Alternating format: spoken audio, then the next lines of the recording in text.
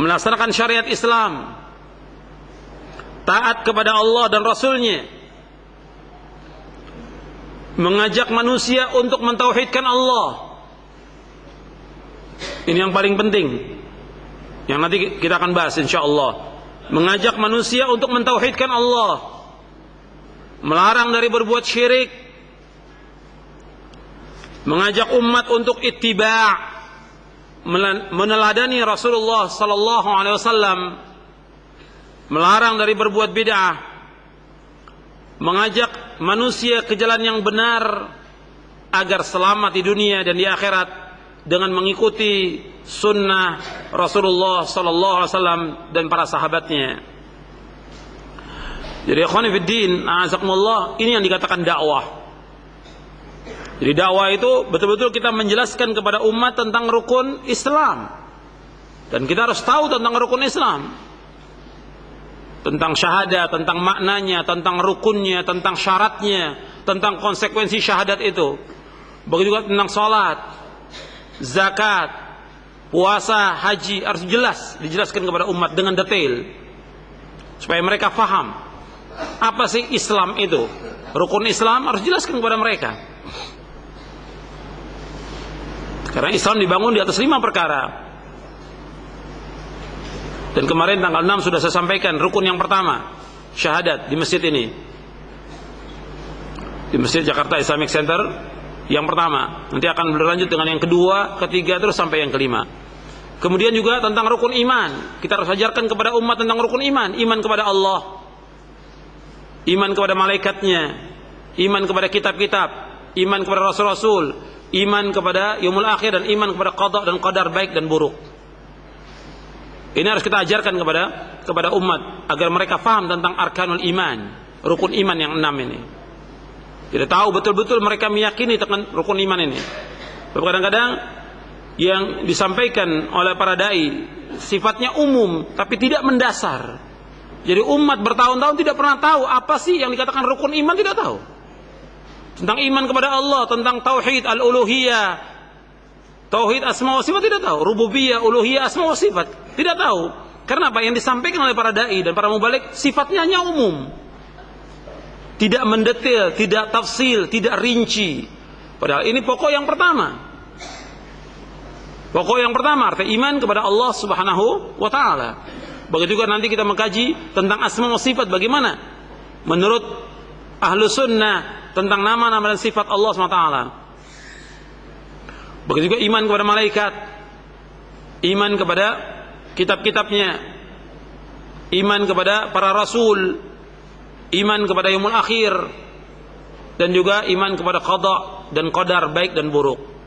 Dan untuk qada dan qadar aja ini perlu pembahasan tersendiri. Karena apa? Banyaknya firqah-firqah yang sesat, yang salah dalam memahami tentang al-qada dan qadar. Dan seorang dai harus menguasai dan bisa menyampaikan kepada umat tentang bagaimana iman kepada al-qada dan qadar menurut ahli sunnah. Ikhwan fillah, a'azakumullah, kita akan membahas tentang pilar-pilar yang dibangun padanya dakwah yang benar sebagaimana ditunjukkan oleh Al-Quran dan Sunnah Nabi. Yang saya simpulkan beberapa poin. Yang pertama yaitu al-ilmu bima yad'u ilaihi.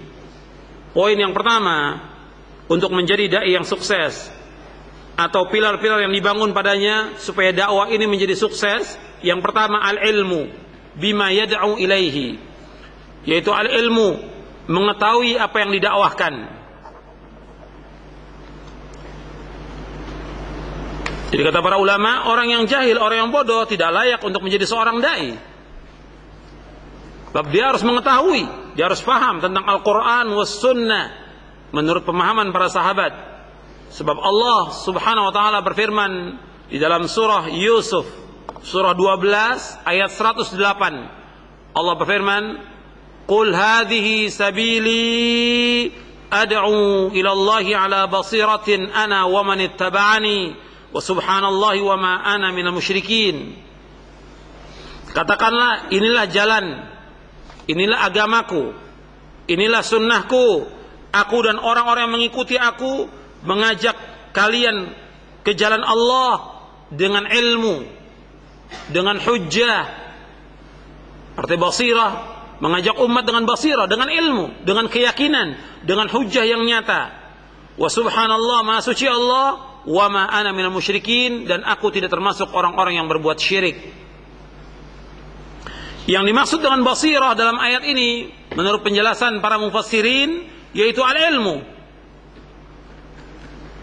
Tentang basirah dalam ayat ini menurut penjelasan para mufassirin yaitu al-ilmu.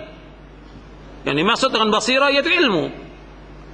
Jadi seorang dai dia harus mempunyai ilmu, sebab dia akan mendakwakan kepada umat ini bagaimana umat melaksanakan Islam dengan benar, bagaimana umat beriman dengan benar, bagaimana umat mengikuti Rasulullah SAW, bagaimana umat melaksanakan agama dengan ikhlas karena Allah, bagaimana umat ini melaksanakan ibadah sesuai dengan contoh Nabi, harus dengan ilmu.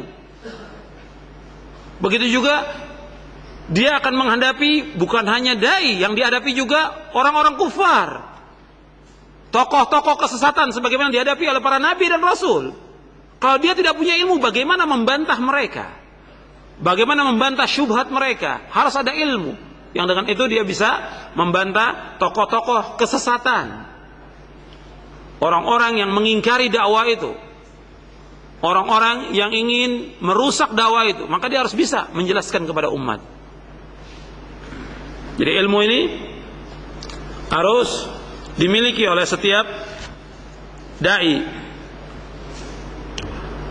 Dan metode dalam ilmu ini tentunya meliputi ilmu dalam kita belajar dan juga mengajar, sebagaimana dijelaskan oleh Al-Imam Ibnu Qayyim di dalam kitabnya Miftah dari Sa'adah di juz yang pertama halaman 476 yang dita'liq dan ditakhrij oleh Syekh Ali Hasan Ali Abdul Hamid. Kata Ibnu Qayyim rahimahullah, metode dalam ayat ini meliputi ilmu, belajar dan mengajar.